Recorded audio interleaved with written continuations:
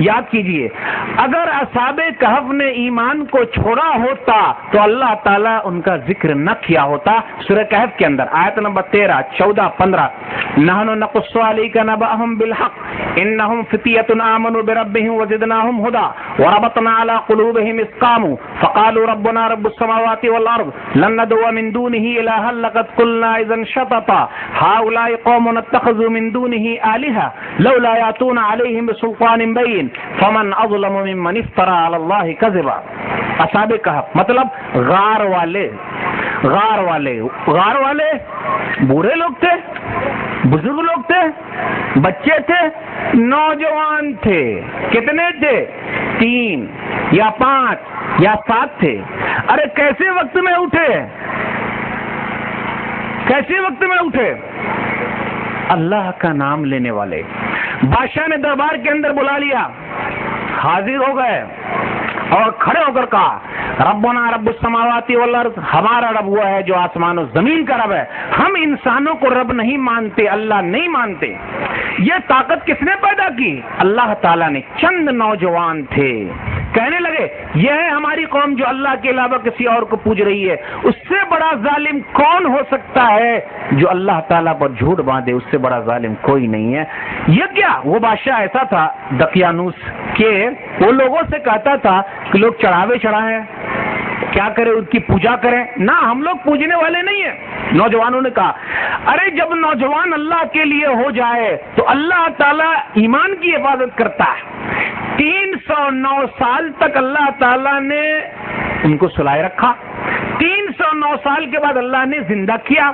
پھر وہ لوگ گئے, ایک آدمی کو بھیجا, بھائی ذرا کھانے پینے کا تو انتظام کرنا ہے نا, پیسے لے کر جاؤ. جب وہ سکہ لے کر پہنچے تو دیکھا کہ پرانے زمانے کا سکہ لگتا ہے. ابے تیرے کو خزانہ ہاتھ لگ گیا ہے کیا؟ نہیں, مجھے خزانہ ہاتھ نہیں لگا ہے, میں تو یہیں کا رہنے والا ہوں, کھانا لینے کے لیے ہم لوگ آئے. نہیں, یہ سکہ پرانے زمانے کا لگتا ہے. ایک آدمی کو پتا چلا, دوسرے دکاندار کو, تیسرے دکاندار کو, چوتھے دکاندار کو. اس طرح کرتے کرتے بادشاہ وقت تک وہ سکہ پہنچ گیا. اس زمانے کا بادشاہ نیک تھا. او ہو, یہ سکہ 309 سال پرانا ہے, اس زمانے کے بادشاہ کا ہے. نہیں, ایسی کوئی بات نہیں ہے. کہاں ہے تمہارے ساتھی؟ اندر ہے غار میں. لے کر گئے, دیکھا اللہ نے جب زندہ کیا تھا پھر اللہ تعالیٰ نے موت دے دی. تو اللہ تعالیٰ اس بات پر قادر ہے جس نے دنیا کے اندر مار کر کے زندہ کر دیا. قیامت کے دن اللہ تعالیٰ ہر ایک کو زندہ کر سکتا ہے. کیوں نہیں؟ اس نے دنیا کے اندر مثال دی ہے. تو مثالی نوجوان وہ ہے. نوجوانان اسلام سے اسلام کا مطالبہ یہ ہے کہ وہ اپنے ایمان کا کبھی بھی سودا نہ کرے. نوجوانان اسلام سے اسلام کا مطالبہ کیا ہے؟ نوجوانان اسلام سے اسلام کا مطالبہ کیا ہے؟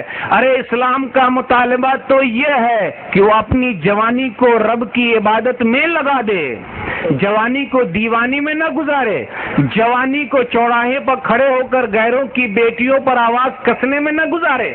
ہمارے نوجوان ساتھی کہتے ہیں جی ابھی تو جوان ہے نا, عیش کر لیتے ہیں, بعد میں سدھر جائیں گے, ٹھیک ہو جائیں گے, اچھے ہو جائیں گے. نہیں یارو, بات کو کس نے دیکھا ہے, کل کو کس نے دیکھا ہے.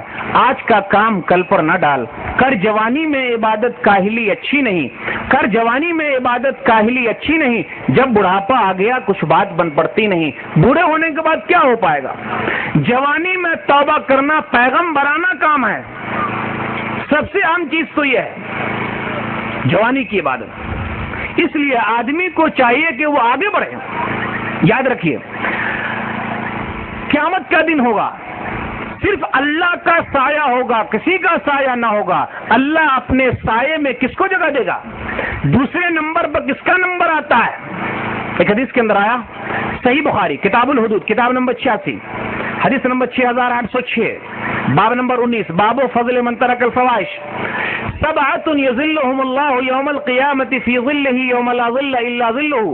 7 ایسے لوگ ہیں کہ اللہ تعالیٰ قیامت کے دن اپنے سایہ میں جگہ دے گا جس دن کوئی سایہ نہ ہوگا. اس حدیث کے اندر عرش کا لفظ نہیں آیا, اس لیے ہم کیا کہتے ہیں, اللہ اپنے سایہ میں جگہ دے گا, عرش کے سایہ کا لفظ نہیں بول سکتے. یہی تو اصل چیز ہے نا کہ جو چیز جیسی ہے اس کو ویسے ہی بیان کیا جائے. اللہ اپنے سایہ میں جگہ دے گا. نمبر 2, شاب النشا فی عبادت اللہ, وہ نوجوان جس نے اپنی جوانی کو اللہ کی عبادت میں لگا دیا. اس لیے یاروں لگانا ہے, یہی مطالبہ ہے, اور جب تک عمل نہیں کریں گے فائدہ ہمارا ہونے والا نہیں ہے. نتیجہ کیوں کر اچھا ہو نہ ہو جب تک عمل اچھا, نتیجہ کیوں کر اچھا ہو نہ ہو جب تک عمل اچھا. نہیں بویا ہے تخم اچھا تو کب کاٹو گے پھل اچھا. اگر ہم بیج اچھا نہیں بو رہے ہیں تو ہمیں فائدہ نہیں ہوگا. نتیجہ کیوں کر اچھا ہو نہ ہو جب تک عمل اچھا. نہیں بویا ہے تخم اچھا تو کب کاٹو گے پھل اچھا. کرو مت آج کل حضرت برائی کو ابھی چھوڑو, نہیں جو کام اچھا وہ نہ آج اچھا نہ کل اچھا. تو پتہ یہ چلا آج کا کام کل پر نہیں ڈالنا ہے. ہم لوگ کہتے ہیں کل سے سدھر جائیں گے, آئندہ جمعہ سے نماز شروع کر دیں گے. نہیں یارو, کبھی کل نہیں آتا. کل کرے سو آج اور آج کرے سو اب, کل کرے سو آج اور آج کرے سو اب. عقل مند نوجوان یہی ہے. نوجوانان اسلام سے اسلام کا مطالبہ تو یہ ہے کہ اگر موقع ملے تو موقع دیکھ کر چوکا نہ مارے. ذرا غور سے سنیے گا, میں چوکے کی بات کر رہا ہوں, چھکے کی بات کر رہا ہوں. موقع دیکھ کر چوکا نہ مارے مطلب کیا؟ موقع دیکھ کر چوکا نہ مارے مطلب کیا؟ ایک آیت پہلے پڑھ دیتا ہوں پھر مطلب سمجھ میں آ جائے گا. سورہ یوسف علیہ السلام نوجوان تھے کیا؟ بوڑھے تھے یا نوجوان تھے؟ نوجوان تھے. ان کے نام کی ایک سورہ ہے, سورہ یوسف, سورہ نمبر 12 آیت نمبر 23. وراودته التي هو في بيتها عن نفسه وغلقت الابواب وقالت هيت لك قال معاذ الله. کہا جاتا ہے کہ اس عورت نے بہلایا پھسلایا, نام زلیخا کہتے ہیں, بہلایا پھسلایا. موقع دیکھ کر چوکا مارنے کا مطلب یہی ہے. بہلایا پھسلایا, دروازوں کو بند کر دیا, ایک دروازہ نہیں, الابواب دروازوں کو بند کر دیا. وقالت ہی تلک, آپ میرے ساتھ برائی کیجئے, برا کام کیجئے. غور سے سنیے گا, برا کام کیجئے. قال معاذ اللہ, اللہ کی پناہ میں یہ کام نہیں کر سکتا. یہاں غور کرنے کی بات ہے, یوسف علیہ السلام کیا تھے بھائی؟ نوکر تھے. وہ ان کی سیٹھانی تھی نا, چاہتے تو ہاتھ صاف کر سکتے تھے. اب دروازہ بھی بند ہے, دروازوں کو بند کر دیا. پھر کہا, اس آیت سے یہ بھی پتا چلا کبھی کبھی برائیوں کے لیے پہل شروعات عورت کی طرف سے بھی ہو سکتی ہے, لیکن اکثر نہیں. کبھی کبھی برائی کے لیے دعوت عورت بھی آپ کو دے سکتی ہے, تو آپ موقع دیکھ کر چوکا نہ ماریں. مثالی نوجوان یہ ہے کہ بہت سارے ایسے ہیں کام کرنے والے, گھر کے اندر سٹھانی کے اوپر ہاتھ صاف کرتے ہیں. کرتے کہ نہیں کرتے؟ کر رہے نا. مثالی نوجوان وہ ہے جو یہ کہے معاذ اللہ, اللہ کی پناہ میں یہ کام نہیں کر سکتا. ارے جب ایسا بول دیا تو اللہ تعالیٰ نے دعا میں وہ تاثیر پیدا کر دی کہ دنیا کے اندر وہ جہاں بھی پھنسے گا رب نکال دے گا. صحیح بخاری کتاب الادب کتاب نمبر 78 حدیث نمبر 5974. 3 آدمی کا واقعہ جانتے ہیں, غار کے اندر ہیں, بارش ہو گئی تھی, غار میں چھپ گئے, چٹان نے منہ کو بند کر دیا. اب نکلنا ہے تو کیسے نکلنا ہے؟ ارے نام یاد کر سکتے تھے, فلاں کا حوالہ لے سکتے تھے, بزرگ حضرات بھی تھے, لیکن بھیا مشکل گھڑی میں کام آنے والی چیز ایک ہے, وہ کیا؟ اپنے نیک اعمال. اس لیے نیک اعمال کر کے رکھیے, اگر کوئی مصیبت آ جائے گی نا تو اللہ کے دربار میں اسی کو لگا دیجیے گا. اس لیے ایک ایسا نیک عمل کر کے رکھیے جو مشکل گھڑی میں کام آ جائے.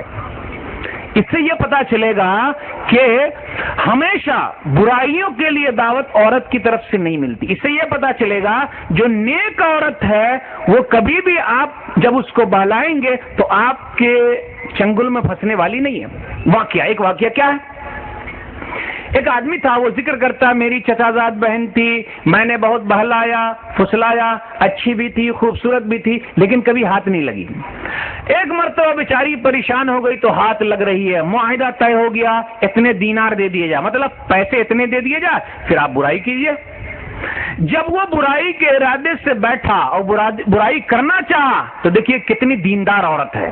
عورت ہو تو ایسی, خاتون ہو تو ایسی کہ آخری دم تک بھی اگر بھوکی ہے, پیاسی ہے, لیکن عزت کا سودا نہیں کر سکتی چاہے جو ہو جائے. سب سے بڑا زیور ہے اس کے پاس. یا عبداللہ اتق اللہ ولا تبتغ الخاتم الا بحقی. اور اگر نوجوان عورت دعا کرتی ہے عزت و آبرو کے لیے, بچاؤ کے لیے, تو رب مدد کرتا ہے. یا عبداللہ, اے اللہ کے بندے, اللہ سے ڈر, اللہ سے ڈر, مہر کو مت کھول. تو وہ آدمی ڈر گیا, غلط کام نہیں کیا. اب اسی عمل کو اللہ کے دربار میں وسیلہ بنا رہا. پتا چلا نیک عمل اللہ کے دربار میں بہترین وسیلہ ہے, تبھی ہم پریشانی سے دور ہو سکتے اور اللہ تعالی ہم کو نکال سکتا ہے. لیکن اگر وہ آدمی موقع دے کر چوکا مار لیا ہوتا تو سوال کرنا نا, اگر موقع دیکھ کر چوکا مار لیا ہوتا تو اللہ تعالیٰ نکال سکتا تھا؟ نہیں نہیں نہیں. اور اگر اس نے موقع دیکھ کر چوکا مار لیا تو انجام بہت برا ہوگا. اگر اس نے توبہ استغفار